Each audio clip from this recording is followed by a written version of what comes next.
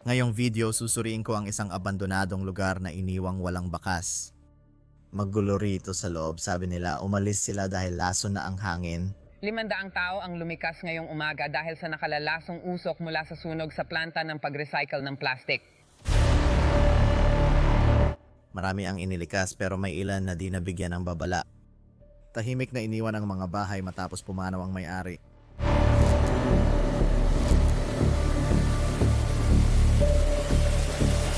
Ngayon halos isang dekada na ang lumipas, siya ang unang bumalik sa loob.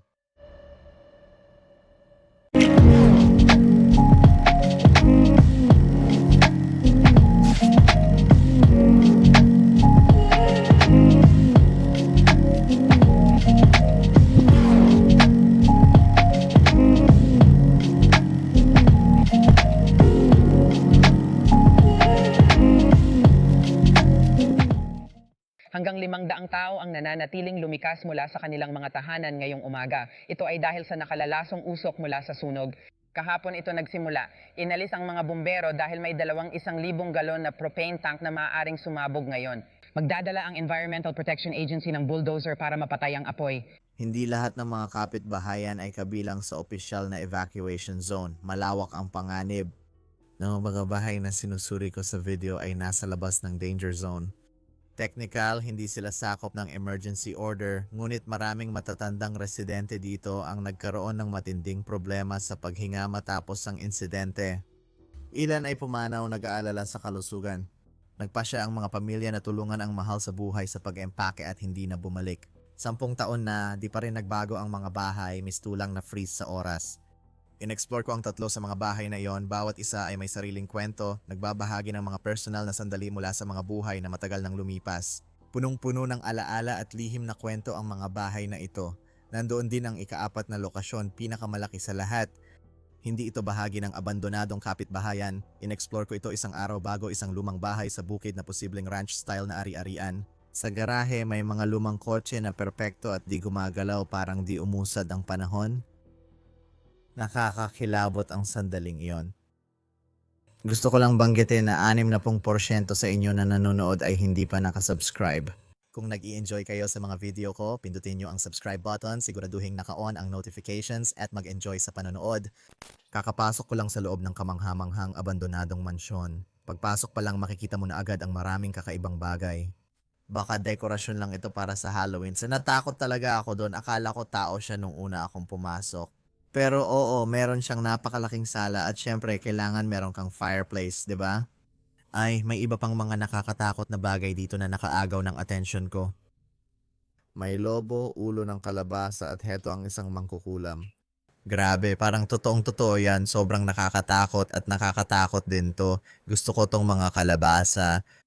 Akala ko mga kandilang kalabasa sila pero di pala. Para silang mga paan ng mesa or fireplace. Alam mo yon, may maganda kang pundasyon na ladrilyo tapos may kahoy na frame sa paligid. Baka mahilig sa klasikong kotse ang dating nakatira dito kaya't magmumukhang may saysay mamaya. Hindi ako pumunta rito dahil sa arkitektura o dahil parang time capsule ito. Nandito ako para sa mga kotse na ipapakita ko mamaya. Hanapin natin ito habang umiikot tayo sa gusali. Astig ito, parang lumang popcorn machine at katabi nito isa sa mga paborito kong laro, Red Dead Redemption. May Xbox ba sila? Baka ninakaw lang. Pero may bago ring candy vintage machine or dispenser. Sige, papasok na tayo. Itong kwartong ito na mukhang pinakamaliwanag na bahagi sa ngayon, pwede sanang gawing magandang lugar para sa breakfast lounge o kahit isang library. Mukhang ginamit nila ito bilang opisina. May desk ng opisina dyan at marami ng mga bagay doon na pwede nating tingnan. May naka-frame na larawan ng kabayo sa pader. Sa tingin ko dating bukirin ang lugar na ito. Uy, may mga tropeo tayo dito. Wow, Big Butler Fair Grand Champion yata. Dati rin silang sumasali sa mga paligsahan ng kabayo. Di ako mahilig sa kabayo kaya di ko alam, may cool na letterbox dito, sobrang vintage.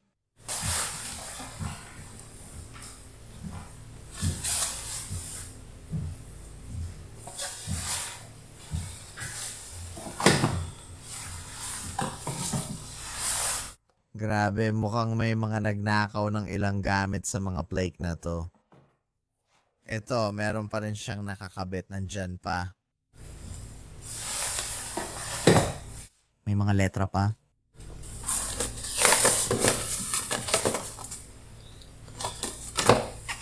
Meron bang mga sulat mula sa mga kamag-anak o mahal sa buhay na pwede nating basahin?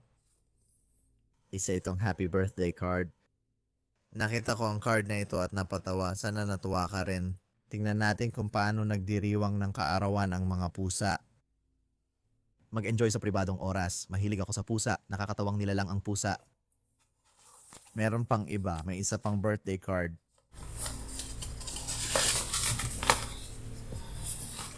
Walang hangganan ng edad. Maaring pribado ito.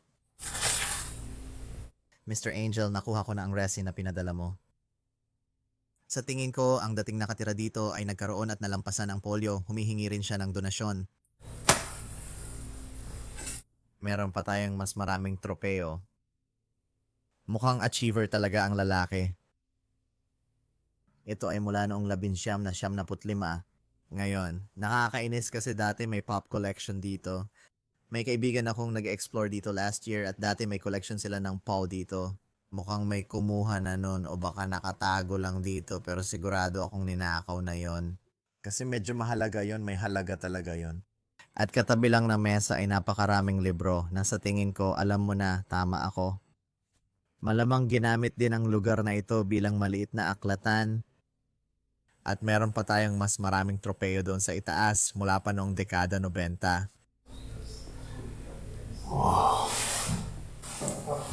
Uy, may mapa rin tayo. Sa tingin ko ito ay isang mapa. Iyan ay mapa ng lungsod. Bihira siguro ito galing sa kahon na ito at malamang souvenir. Ay, para pala ito sa mug, huwag na lang. Gusto ko itong maliit na frame, parang cowboy set. Papunta na ako ngayon sa kusina. Narito ang banyo, mukhang luma at parang sa timog may bowl sink pa. Pasensya na kung medyo madilim, parang maulap kasi ngayon pero hindi naman masama ang ilaw. Gusto ko yung dining table, may mga upuang parang royal na pula, halatang maganda. Matagal nang dinagamit, tingnan mo ang telepono. Nokia ba yan? Heto, may isang bagay dito na medyo antigong-antigo na. Hindi ako sigurado kung gumagana pa talaga itong telepono. Sa tingin ko, isa lang itong uri ng antigong bagay. O, isang maliit na orasan ng lolo. Grabe, pakiramdam ko kailangan itong walang laman. Oo, wala namang PlayStation 4 dito. Luma na ang PlayStation 4, lilipat na tayo sa PlayStation 5.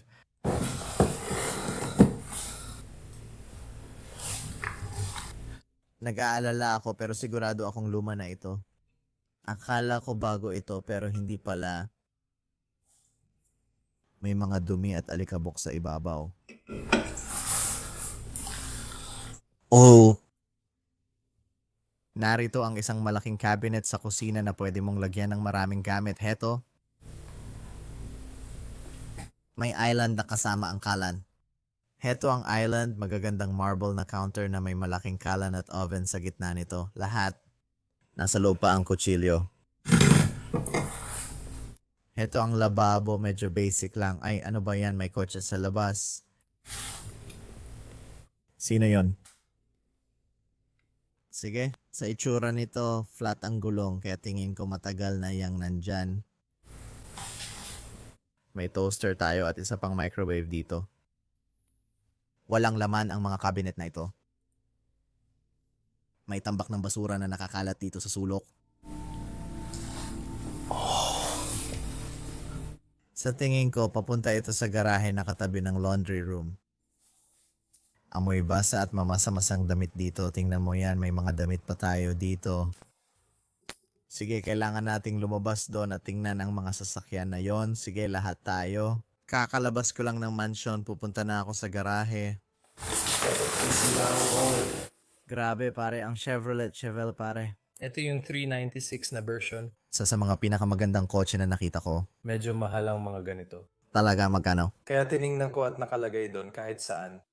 Maaring mula 30,000 hanggang 300,000 dolyar depende kung alin at anong taon. Ito ba? Gusto kong sabihin, dekada 60. Mga bandang dekada 60. Sige, Pwede ko namang i-google pero ito ay Chevy SS 396 edition. nakikita ko ang pangalang Chevelle ng Chevrolet. Oh, Wow, tingnan mo yung emblem na yan, SS306. Wow, halos kamukha na ng Mustang. oh, kamukha nga ng Mustang, di ba? Akala ko nga Mustang nung una kong makita.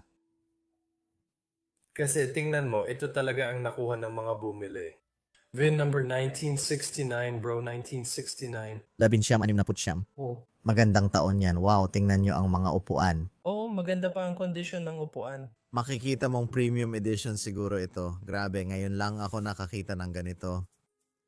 May mga gauge sila dito sa gilid. Pangkarera talaga itong sasakyan na to. Ayan yung stick shift. Quarter stick ang tawag. Ang liit pala ng manibela dati. Walang cushion nun. Heto ang dashboard. Wow, ang galing nito. Gusto ko sanang imaneho ang mga ito. Alam mo yon? Gusto ko rin itong mga upuan sa likod kasi dito ang medyo maraming tao. Siguro mga 3 tao. Ayos yon para sa isang sports car. Hindi gaanong maalikabok sa totoo lang. Sobrang linis dito sa loob. Ang sarap ng pakiramdam dito pare. Ang baba talaga. Tingnan mo. Nandito na ang mga Trentol. Yung sa tingin ko, hindi malaking spark plug yan. Ano yan? Teka, peke to. Akala ko may transmission naman. Ito parang radyo. Gusto ko yung manual lang ang mga pindutan. Ang ganda ng manibela. Sana pwede ko lang itong imaneho palabas dito. Ito ay isang 1,949 series 62 Cadillac. Kasing bihira lang ito ng kotse na ito dito. Kung hindi man mas bihira pa at mas mahal pa ang halaga. Tingnan mo ang emblem.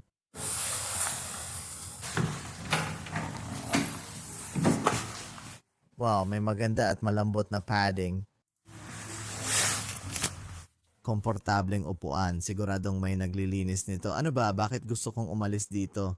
Gusto ko munang ipakita sa inyo ito ng mabilis. Wow, lahat ng nasa loob ay parang gawa sa bakal. Naalala ko parang cafe nung dekada 80. Sige, madilim sa basement kaya kailangan kong gumamit ng ilaw. Tara, baba tayo.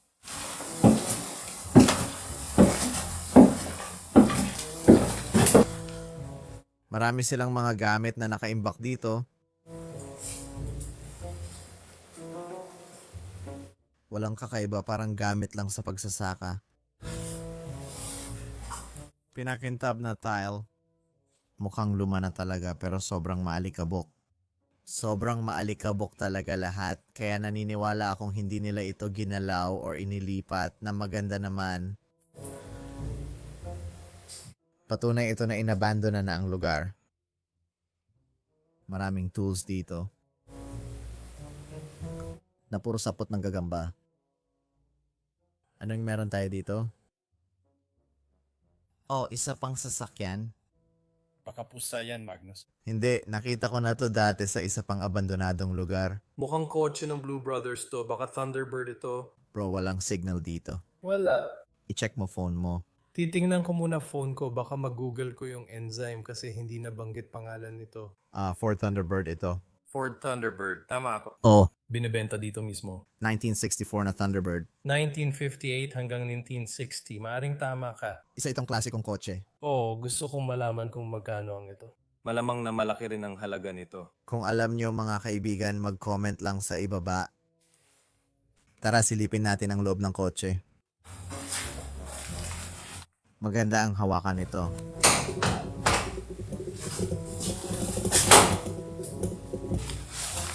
Wow, may leather sa loob at parang, leather din yan. Akala ko malambot na materyales lang.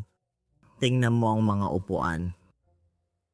Parang upuan ng race car pero leather lahat. Ang ganda talaga. At wow, tingnan mo rin ang manibela. Sobrang nipis. Gawa ito sa plastic pare. Hindi na nila ginagawa tulad ng dati. Tingnan mo rin ang dashboard. Dial lang yan, isipin mo paano mo ito minaneho nun. Tayo siguro ang astig dito. Sa tingin ko, paborito ko ang likuran ng kotse. Gustong gusto ko ang mga ilaw pare, parang ilaw ng GTR ang itsura nila. May plaka dito, Street Side Classics. Baka dati itong parte ng isang car shop, baka yung dating may-ari nito ay isang salesman din o kaya dealer. May isa pang logo dito sa likod para sa Thunderbird. Ngayon ko lang napansin na nakasulat pala rito ang pangalan ng kotse kaya kumpirmadong Thunderbird ito. Sige Rick, iyon na siya. Oo. Sa totoo lang, hindi pa nga ako nakapunta dito bro. Talagang natakot ako. Panoorin mo to.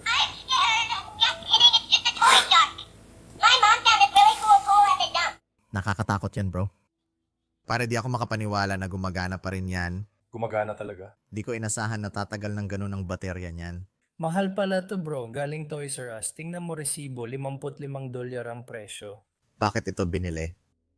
May petsa ba dyan? Kasi nagulat ako na tumagal pa yung baterya. Sandali, mag-usap muna kayo tungkol sa sarili ninyo. 2,011. Ano ba yan? Ano ba yan? Teka, kumusta? Sinapian ng manika ito ngayon. Paano ito tumatagal mula pa nung 2011? Mula pa nung 2011 bro. Malakas siguro ang baterya ng mga to. Dapat ganito talaga ang bateryang nilalagay sa iPhone, di ba?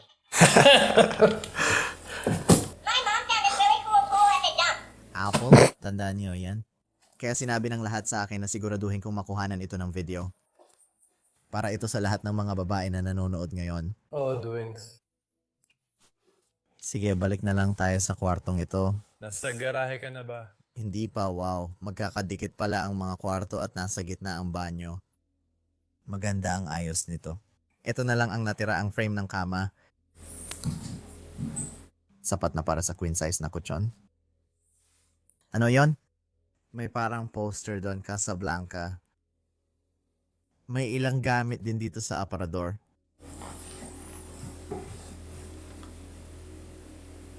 Sige, tingnan natin ang banyo sa gitna. May 2 lababo, pareho lang sila. Ganon din sa mga salamin. Oh, Pelas Oreos. Heto ang banyo, medyo maliit lang, may inidoro at shower lang. Para siyang standing shower na may maliit na batya. Wow, ang daming damit dito lang nakalagay. Mukhang fold-out bed ito base sa itsura niya. Sa tingin ko baka may batang lalaki na tumira sa kwartong ito dati. Wow, ang daming damit na parang pang teenager ang sukat. Tara, punta tayo sa kwarto sa tapat kay Rick kung saan natin nahanap ang laruan. Ito ang master bedroom ng mga magulang. Pero ito rin ang may pinakamaraming gamit dito sa mansion. Wow. Malaki-laki pala dito sa loob. May sarili itong banyo, medyo malaki ang closet, at sa kabila naman ay may walk-in closet pa.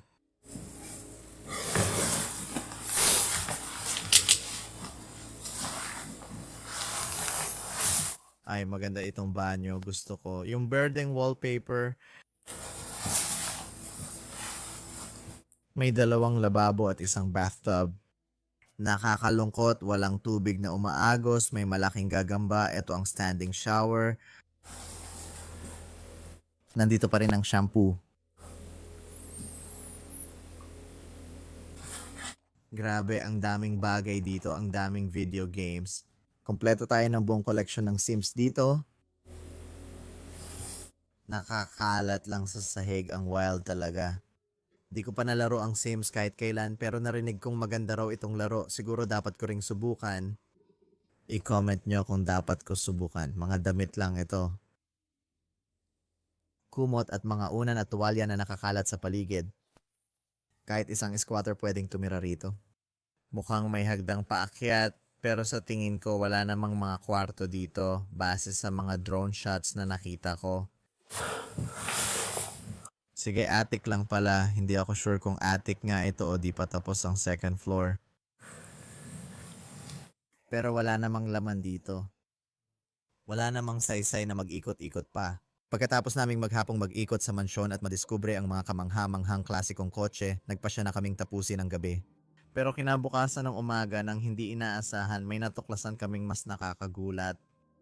Isang abandonadong komunidad na tago sa malalayong liku-likong daan. May nakita akong unang bahay na pwedeng pasukin. Abandonado lahat ng paligid. Tingnan mo yon. Walang nag-aalaga niyan. 2 puno na ang bumagsak. Bukas lang ng maluwang ang garahe. Marami pa ring gamit dito, parang umalis lang bigla ang pamilya nang hindi nagdadala ng kahit ano. Kaya masasabi natin base lang sa litter box na malamang may 1 o 2 pusa sila at baka may iba pang alagang hayop. Para pala ito sa aso ang wild naman. May naiwan pa tayong ilang package para sa Amazon, may mga laruan din ng bata dito. Sa tingin ko may pamilyang nakatira dito dati pare, matagal na talagang inabando na ang lugar na to, kita mo naman sa itsura ng patio. Nandiyan pa rin ang grill. Bukang-buka lang ang pinto dito. Marami pa rin gamit na naiwan dito at hindi rin malinaw kung bakit marami silang kulungan. Tingnan mo yung puno ng pusa, maganda yon. Hindi ko alam kung bakit parang natumba ng ganito ang mga kasangkapan. Baka nilimas na ng magnanakaw ang lugar na to. Tingnan natin kung anong meron sa estante dito. May mga video home system tape, dyaryo, at magazine lang. Mukhang bahay ito na tinirhan noong dekada 90. Wala akong nakikitang digital versatile disc, ayun ang pintuan sa harap. Diretso lang yung papunta sa sala.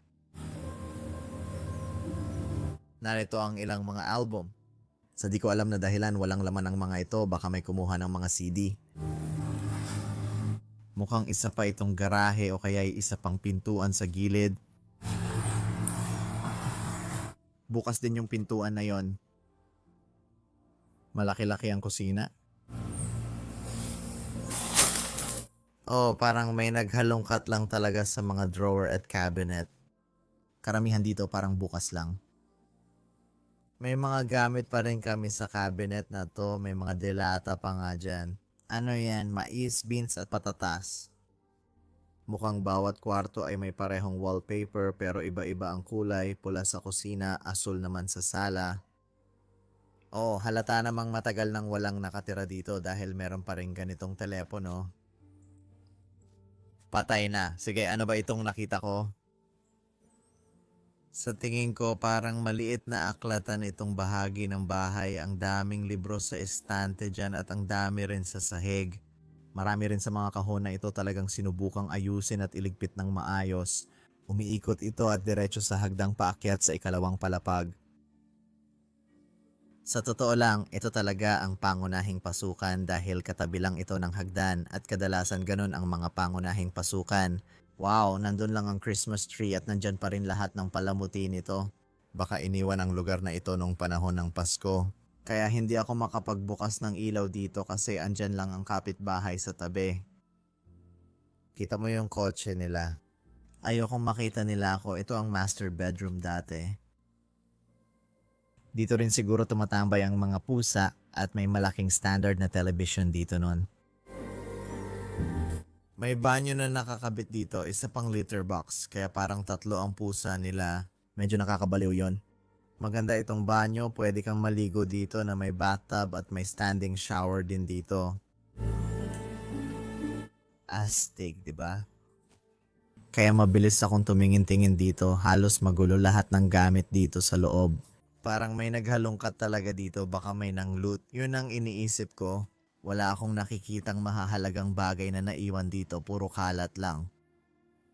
Yung kusina, lahat ng cabinet bukas, nakakabigla. Pero gusto ko to, ang bahay may dating na parang nung dekada 90 at ang sala parang may astig na log cabin na pakiramdam. Gusto ko yung kisame at yung fireplace, muntik ko na hindi mapansin pero natatakpan lang ng mga muebles at maganda naman siya. Malit lang ang bahay pero gusto ko ang ayos nito. Kaya sa tingin ko oras na para umakyat tayo sa itaas, panahon na para pumunta sa 2 palapag. Hindi naman malaki dito sa itaas, tig 2 kwarto lang sa bawat gilid at nasa gitna. Ano itong banyo na ito?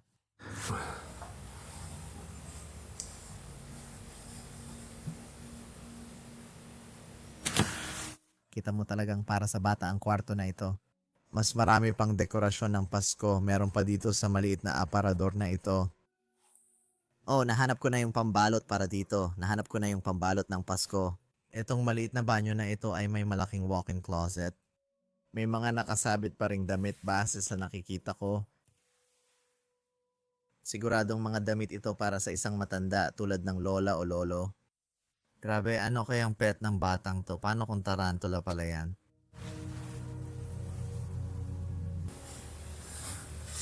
Wow! Ang laki ng kwarto na to. Sa tingin ko pa rin, yung master bedroom ay nasa ibaba kasi walang kasamang banyo dito. Mga litrato ng pamilya.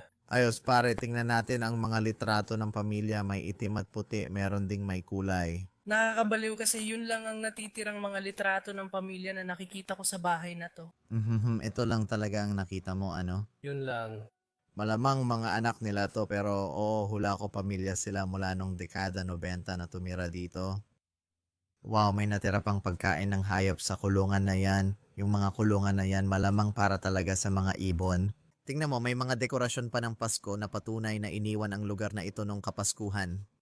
Ang dami nila dito sa itaas, mas marami pang kulungan. Ilang kayang pusa meron sila. Ang ganda ng radyo na yan, parang pre-vintage. Sa itsura nito, parang mas mukhang tool shed or maliit na workshop. Nandyan lahat ng mga gamit sa pader. Pero, Diyos ko, may ref pa tayo mga pare. Sige, malinis naman. Ayos ang kinalabasan ngayon. Marami ring gamit dito sa likod ng bahay. Malawak ang lupa namin. May malaking kulungan dito. Alam mo, iniisip ko na baka yung pamilyang nakatira dito dati ay parang mga breeder. Siguro para sa mga pusa at aso siguro. Yun ang nagpapaliwanag kung bakit ang daming litter box doon. Hindi lang yung kulungan na yon, kundi meron din dito, mas malaki pa.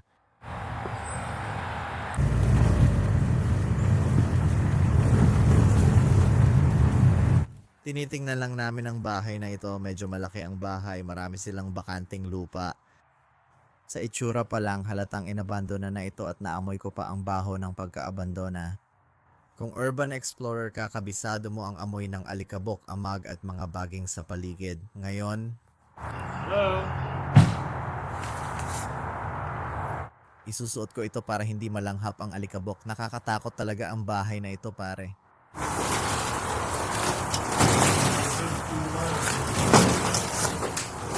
Grabe, ito ang sala. Sigurado akong matagal na itong inabandona.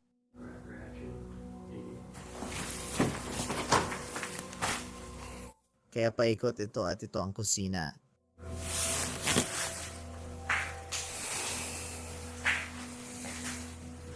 Sobrang wasak na talaga ito.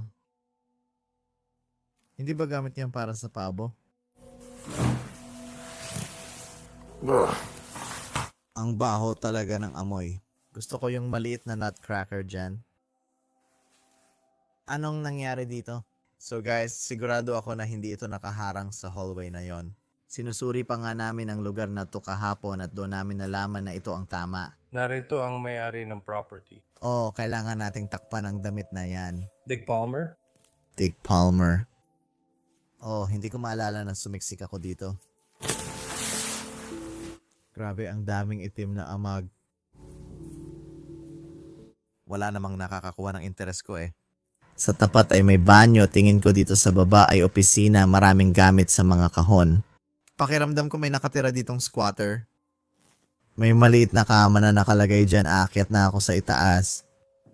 Maraming video camera ang hagdang ito. Grabe, may 2 kwarto dito sa itaas, medyo walang laman. May mga saklay dito kaya iniisip ko na may matandang tao na nakatira dito nitong mga huling taon.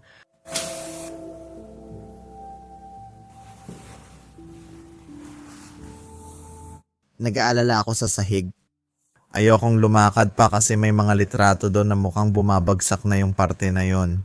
Mukhang hindi ko nasusubukang pumunta sa dulo. Oh, pero may mga Polaroid ka dito. Makikita mo naman kung sino sila. Totoo, pwede nating ilagay dito. Iilan lang sa kanila ang makikilala mo. Mukha lang silang masayang pamilya na nagbabakasyon sa tabing dagat. Kailangan na nating tingnan ang basement ngayon.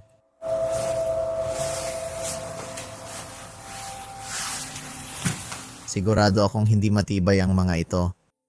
Ay grabe, pero nakarating din tayo. Wala masyadong laman dito.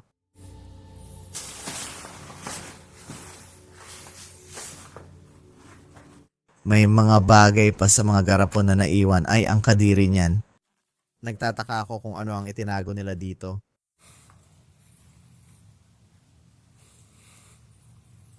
Grabe, ang sagwa niyan. Parang may mutanteng hayop na ipinanganak sa loob. Makakalabas tayo mula sa basement.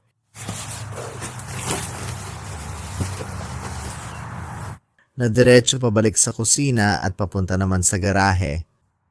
Alam ko kung saan ito papunta. Ay nako. Ano bang meron dito? Nagkakagulo na ron pero sa tingin ko ayos tayo.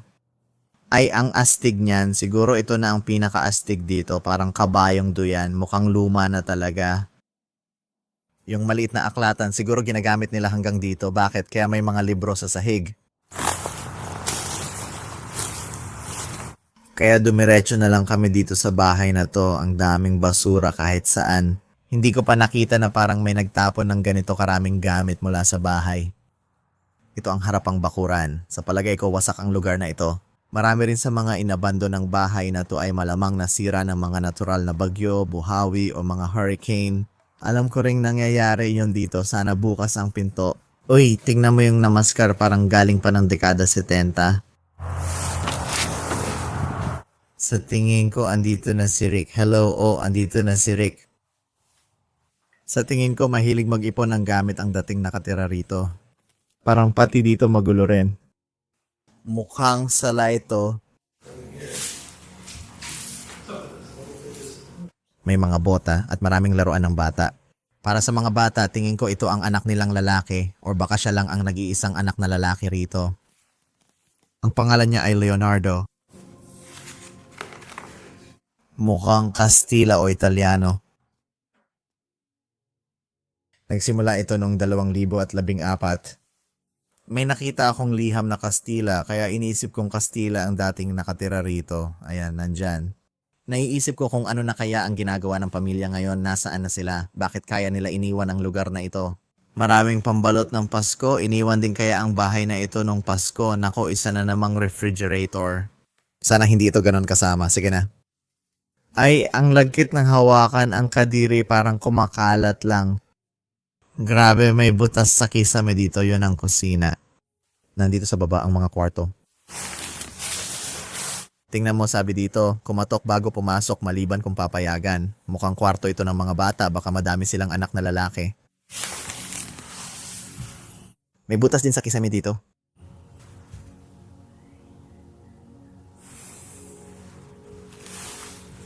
Ito na ang huling kwarto. May pambabaeng sapatos dito, baka may anak din silang babae. O, tingin ko kwarto ito ng anak nilang babae kasi kulay pink ang banyo. Heto ang walk-in closet. Wala namang kakaiba, parang kinuha na lahat ng damit. Parang may nakita akong photo album sa banyo, susubukan kong kunin. Hindi, wala namang laman. Ayos lang sa akin. Si Carolina ito. May anak ba silang babaeng Carolina ang pangalan? Parang takdang aralin lang ito. Sa tingin ko, nilooban ang bahay na ito at wala talagang kahit ano na makakapagbigay sa atin ng sagot kung anong klaseng pamilya ang dating nakatira dito. Walang makakapagbigay sa atin ng sagot kung ano ang nangyari sa pamilya. Pamilyang Kastila ang nakatira dito noon na may anak na lalaki at babae. Yun lang ang alam ko. Parang may aso sila, may pagkain ng aso. Ano ba yan? Nandito lang lahat ng mga plato at tasa.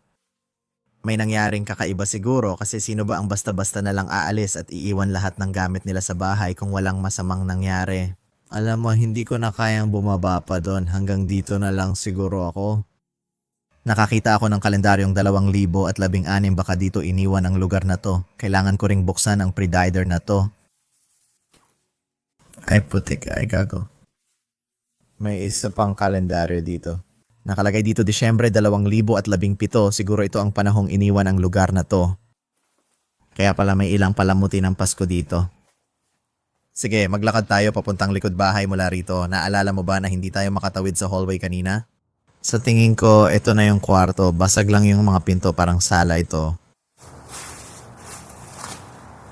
Grabe, bumagsak talaga yung sahig dito sa loob. Sige, mukhang tapos na tayo dito mga pare. Tingnan ko lang sandali dito. Parang isa pang sala o kaya play area siguro ng mga bata. Nakikita ko ang daming laruan at mga Lego.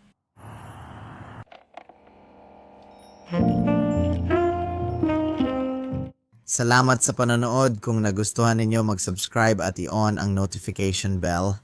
Sobrang saya ko sa pag-explore ng mga lugar na ito. I-comment kung alin ang pinaka nagustuhan ninyo. Gusto ko lang munang humingi ng paumanhin tungkol sa dalawa kong huling video bago ko tapusin ang video na ito. Kung di nyo pa sila napanood, malamang hindi sila ni-recommend ng YouTube. Sa tingin ko, alam ko na kung bakit. Dahil nitong mga linggo, nag-test ako ng YouTube Shorts, nagpo-post araw-araw at sa tingin ko naka-apekto talaga ito sa channel ko. Nakipag-usap ako sa mga kaibigan kong YouTuber at sinabi nilang naranasan din nila iyon nung nag-upload ako ng YouTube Shorts. Sa palagay ko, medyo nainis ang mga tao sa araw-araw na pagpo-post. At malamang maraming tao ang nag-off ng notifications nila dahil doon kaya hindi na ito na-push.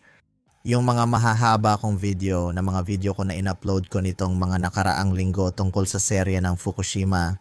Nalulungkot ako dahil naglaan ako ng oras at effort sa paggawa ng mga video na yon. At yung hindi ito na ipakita sa mga manonood ko, talagang masakit para sa akin. Kaya malamang ay i-offline ko muna ang mga video na yon at i-re-upload na lang ulit kapag umaarangkada na ulit ang channel ko. Para maipush ng YouTube ang mga yon kasi napakagaganda ng mga video na yon. Oo, pasensya na at baka maantala ang tungkol sa Fukushima pero iiwan ko pa rin online ang mga video na yon ng ilang linggo pa. Kung gusto nyong panoorin sila, sige. Pagkalipas ng 2 linggo, baka tanggalin ko sila at i-upload sa mas magandang buwan.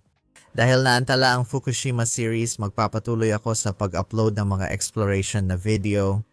Pero ang pinaka-importante, ngayong Setyembre, magpo-focus ako sa mga haunted na exploration dahil ito ang panahon para doon.